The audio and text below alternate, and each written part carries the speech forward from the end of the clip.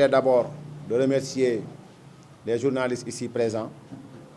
Merci, chers amis de la presse, d'avoir répondu massivement à notre appel. Remercier tous ceux qui sont là, cette génération républicaine. Remercier aussi nos amis de Touba, de Thiès. Remercier nos amis aussi de Guédiawaye, avec le directeur général de la LONASE, M. Lat Diop, avec qui nous comptons mener ce combat ensemble, afin de maintenir ce qu'on appelle l'État du Sénégal. Parce que, comme vous le savez, notre pays, depuis quelque temps, semble être retenu en otage par une nouvelle race de politiciens. Une nouvelle race de politiciens qui s'est malheureusement hissée sur le piédestal de la scène politique de par l'arrogance, la manipulation et le mensonge. Ce pays qu'on appelle le Sénégal, qui a été dirigé par nos pères fondateurs, par le président poète ou bien le poète président Léopold Sédar Senghor, par l'éminent président de la République Abdou Diouf, par Maître Abdoulaye Wade et le président Macky Sall. Longue vie aux trois derniers, à savoir son Excellence le président Macky Sall, le président Abdoulaye Wade ainsi que le président Senghor. Il a fallu des années d'efforts, des années de lutte intense, afin que le Sénégal soit un État.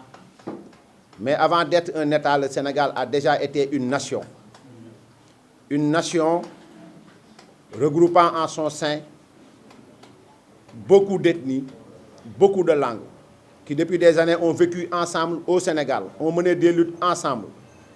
Ensuite, ce fut la construction d'un État fort, mené par le président Abdou Diouf, ensuite le président Abdoulaye Wade, et cette marche résolue du Sénégal vers le rendez-vous des pays émergents, la marche a été accélérée et maintenue par son Excellence le président Macky Sall. Ces efforts, consentis par de grands hommes d'État, semblent être résumés en un seul mot. Rien n'a été fait. Il me semble que malgré l'union autour de notre devise, qu'est un peuple, un but, une foi, ce Sénégal qui a vu des générations et des générations de politiciens passer avec un discours responsable, un discours fédérateur, semble prendre une tangente catastrophique. Nous avons vu un homme politique dénommé Ousmane Sonko arriver accidentellement sur la scène politique par le mensonge. D'abord, concernant sa carrière professionnelle, comment il est sorti des impôts et domaines. Sa minable marche vers le piédestal du mensonge et de l'arrogance a fait qu'un jour, une citoyenne sénégalaise a porté plainte pour viol répétitif et menace de mort. Ce même homme, ce même rejeton, comme le ridicule ne tue pas, ne nous a servi comme leitmotiv qu'il a été malade, tel le malade imaginaire de Molière, qu'il est parti dans un lupanar et qu'il s'est donné à des jeunes filles. Ousmane Sonko, continuant toujours sa marche menée par la manipulation, l'arrogance et le mensonge, nous a servi un complot d'État. Il a appelé la jeunesse sénégalaise à l'insurrection. 14 jeunes Sénégalais sont morts. Des milliards investis par des Sénégalais engloutis dans le feu de l'inconscience et de l'insouciance. Des institutions brûlées, des tribunaux et des mairies. Voilà le décor qui a campé l'année 2021. Aujourd'hui, après 2 années, la victime semble être prisonnière.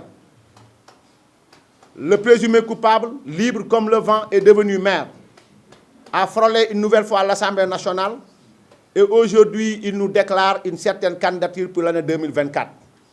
Nous, génération républicaine, nous n'avons qu'un seul mot à dire. Avant toute candidature, avant tout projet, il faut qu'il y ait procès.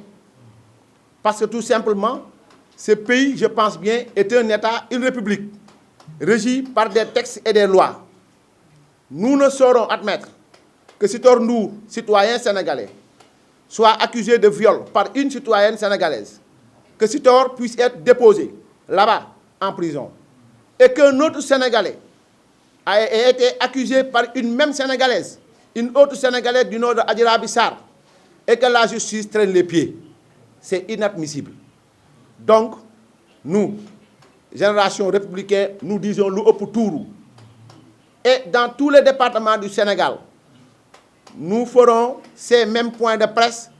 Nous interpellerons l'État du Sénégal afin que la justice convoque Ousmane Sonko pour l'entendre dans le fond du dossier. Et ensuite, le confronter avec Adjira Bissar pour que finalement le procès ait lieu. Pour que l'occasion soit donnée à Ousmane Sonko de nous donner devant la cour, devant une juridiction et devant le peuple, devant Dieu bien entendu, le nom de tous ceux-là qui ont comploté au mois de mars 2021. Il nous le faut. Il faut que Ousmane Sonko puisse dire aux Sénégalais qui ont été les comploteurs. Parce que 14 vies s'en ont allées. 14 Sénégalais sont partis, des milliards investis, engloutis, des institutions brûlées, la diplomatie sénégalaise secouée. Nous ne pouvons plus admettre que l'État ferme les yeux et qu'il permette à ce dévergondé de politique de continuer sa marche vers le palais comme il le dit. C'est impossible. Donc, tel est, mes chers amis journalistes, l'économie de ce que nous voulons dire aux Sénégalais. Tout simplement, nous sommes dans un État. Il ne faut pas jouer avec les principes de l'État. Nous sommes dans une république qui met tous ses fils au même pied. Adjira Bissar, qu'elle soit paysanne, qu'elle soit diplômée, qu'elle soit n'importe quelle citoyenne, a droit à la justice. Ousmane Sonko, qu'il soit député à l'Assemblée nationale, qu'il soit président de PASTEF, a l'obligation de déférer à la convocation de la justice. Mais nous tous, nous savons qu'il fuit la justice. Nous tous, nous savons que depuis le mois de mars 2021, en appelant la jeunesse à descendre dans la rue, à quitter clavier et ordinateur, à donner leur vie, Ousmane Sonko ne faisait que fuir son procès. Nous tous, nous savons qu'en se battant farouchement contre le Conseil constitutionnel, il a voulu tout simplement redevenir député pour avoir à nouveau une immunité parlementaire. Alhamdulillah Rabbil Alamin, Dieu en a décidé autrement. Les Wolof ont l'habitude de dire actuellement, il n'est plus député, il est maire. Et il n'y a aucune réglementation en vigueur au Sénégal qui interdise à la justice sénégalaise de convoquer un maire. De surcroît, un maire accusé de viol. Ça, c'est de 1. De 2, nous appelons le procureur de la République à faire un réquisitoire supplétif afin qu'il soit introduit dans l'acte d'accusation